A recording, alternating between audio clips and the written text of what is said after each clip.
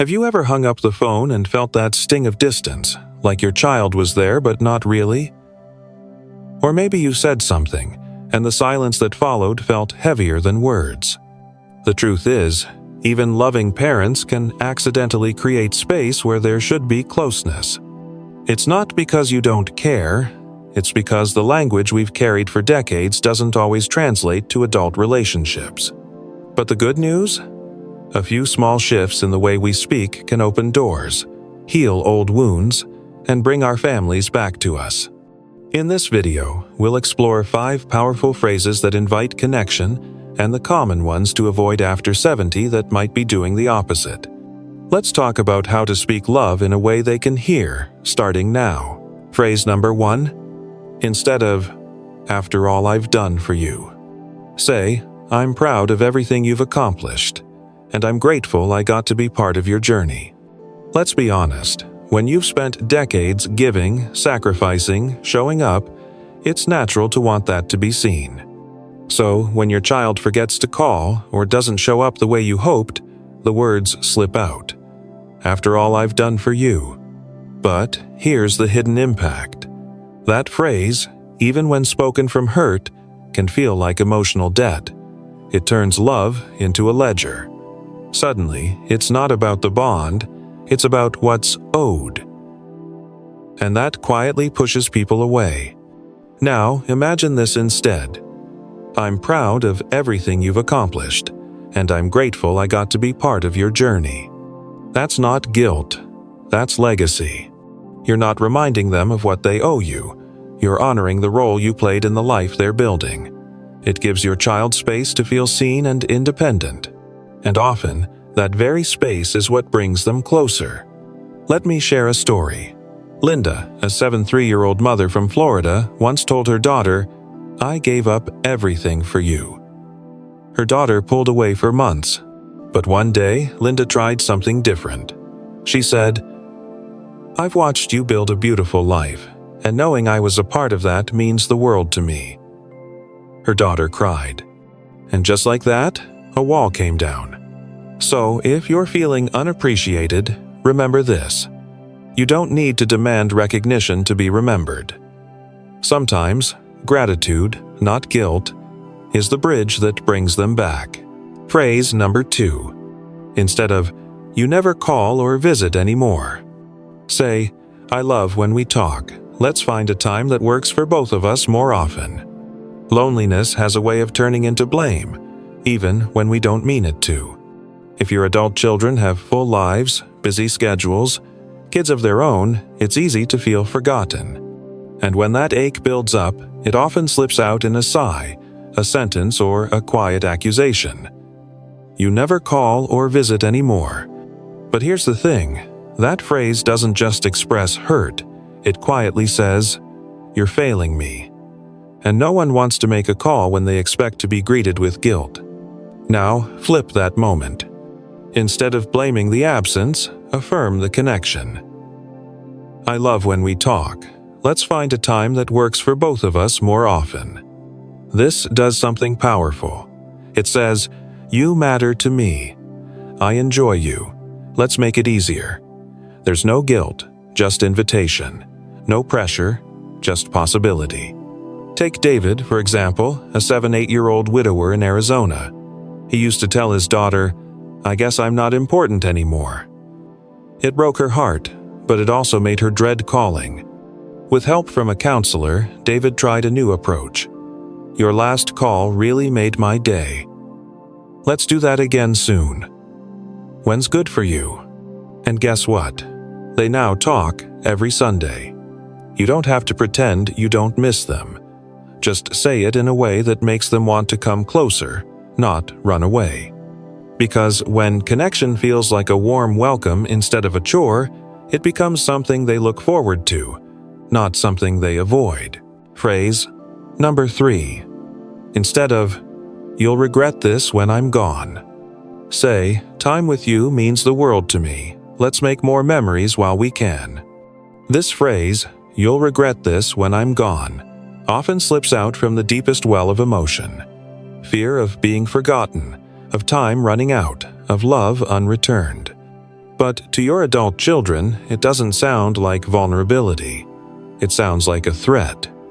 And even if it's true, even if one day they will wish they'd spent more time with you, fear is rarely a good foundation for connection. It doesn't draw people closer. It pushes them away, leaving them feeling guilty, overwhelmed, and emotionally cornered. Now, imagine hearing this instead. Time with you means the world to me. Let's make more memories while we can. Same love. Same truth, but completely different energy. This isn't about reminding them of what they'll lose. It's about showing them what's still possible. Take Linda, an 81-year-old grandmother who used to say, "One day I'll be gone, and you'll wish you'd visited more." Her daughter would shut down every time, not because she didn't care, but because the guilt was too heavy. One day, Linda tried something different. "Your last visit was such a gift. I'd love to plan another afternoon like that. Maybe next month?" Her daughter said yes, happily. Here's the truth. Love doesn't need ultimatums to be felt. It just needs to be expressed with openness, hope, and a desire to build something beautiful, together. Because when we focus on what we still can do, we create space for more joy, not just regrets. Phrase number 4. Instead of, "Your spouse is turning you against me," say, "I appreciate the family you're building, and I'd love to be part of it in a way that works for you." This one can feel personal because it is. When your child gets married or forms a serious relationship, everything changes. Suddenly, your voice isn't the only one they listen to. And when that shift feels like distance or rejection, it's easy to point the finger. Your spouse is turning you against me. But here's the truth, and it's a hard one. Once your child starts their own family, your role changes. And the more you resist that change, the more they'll pull away. That phrase, even if it comes from hurt, questions their judgment. It says, "You're being manipulated," or worse, "I don't trust the life you've chosen." And that hurts more than you know. Now imagine saying this instead. "I appreciate the family you're building, and I'd love to be part of it in a way that works for you." That one sentence tells your child, "I see you. I support you. I want to stay connected on your terms." It's not about approval. It's about respect. And respect is the foundation for staying close in this new chapter of life. Take Marjorie, a 75-year-old mother who felt excluded after her son's wedding.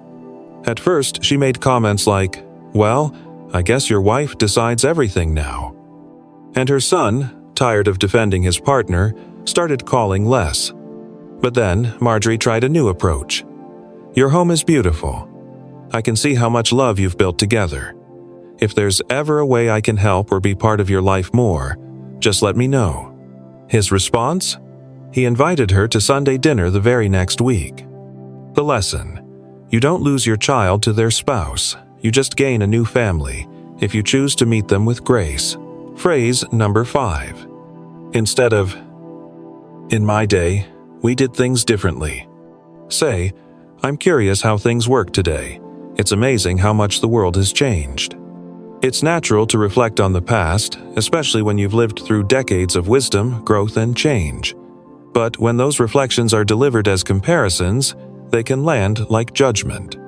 "In my day" may seem harmless, but to younger generations it can feel like a subtle way of saying, "You're doing it wrong," or "Our way was better." And that quiet criticism builds a wall between you and your children, one that gets harder to climb with every visit. Now, flip that energy. Replace critique with curiosity. When you say, "I'm curious how things work today," it's amazing how much the world has changed. You invite your kids and grandkids to share their world with you. And that builds a bridge, not a barrier. Let's look at an example. Paul, a grandfather of 4, used to say things like, "We didn't need screens or phones to raise kids." He didn't mean to sound critical, but his daughter took it that way. and eventually stopped sharing parenting updates. One day, Paul changed his approach.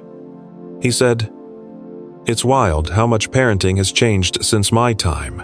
I'd love to know what it's like raising kids today." Her face lit up. They ended up talking for 2 hours, not just about parenting, but about life, values, and challenges. And Paul realized something powerful. It wasn't that his daughter didn't want his wisdom. She just needed it wrapped in empathy and interest, not comparison. Your stories still matter. But when you offer them as gifts instead of lessons, people lean in instead of tuning out. Curiosity connects. Criticism divides. Choose wisely. Small words, big changes. These aren't just polite swaps. They're bridges. Every time you choose one of these new phrases, you're sending a clear message to your children. I see you. I respect you. I want to stay close. And that matters more than you know. Because when we age, it's easy to feel like the world is speeding up without us, like we're being quietly left behind by the very people we love most. But here's the truth. You still hold incredible influence. Not through control, not through guilt, but through presence, kindness, and the courage to grow. It's not always easy to change how we speak, especially after a lifetime of doing things a certain way. But that effort, that gentle shift in words, it can open doors that felt permanently closed. So if even one of these reframes spoke to you, start there. Try it. Use it. Watch how it softens the air between you and someone you love. Because the goal isn't perfection, it's connection. And the words you choose today can shape the warmth you feel tomorrow. Let's be honest. It's not always easy being the one who reaches out first, who changes, who softens. But if you've made it this far in the video, then maybe, just maybe, you're the kind of person who's willing to try. And that's powerful. Because families don't stay close by accident. They stay close because someone chooses the words that open hearts instead of closing doors.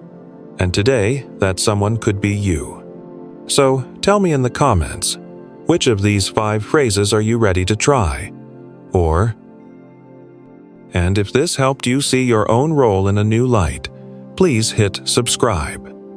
We're building a space where growing older doesn't mean growing apart, where connection is still possible, where change, even late in life, is still meaningful. Because you haven't lost your voice. You're just learning how to use it in a new way. Let's keep going, together.